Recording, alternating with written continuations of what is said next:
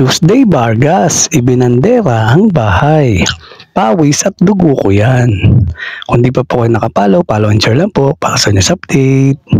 Proud na ibinandera ng komedyanteng si Tuesday Vargas ang kanyang bahay nakatas sa kanyang paghihirap at pagpupursige.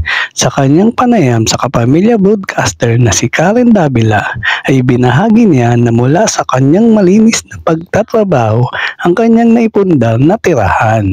Wala pong kinuha sa kaban ng bayan, puro pawis at dugo ko lang po yan. Saad ni Tuesday. Agad naman siyang pinuri ni Karen at sinabing let's be proud sa pawis at dugo. Napakaganda nito. Ang pagbabahagi ni Tuesday, mahigit isang dekada na siyang nakatira sa kanyang ipinatayong bahay.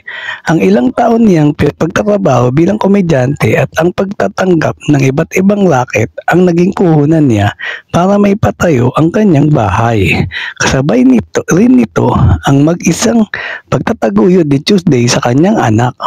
Ang simpleng hugot ng komedyante ay tila nagmumula rin sa kasalukuyang isyung kinakaharap ng bansa tungkol sa korupsyon.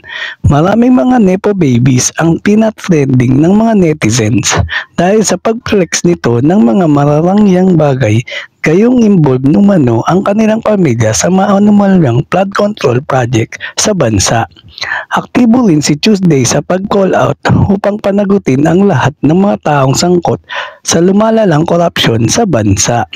At yan ang totoo.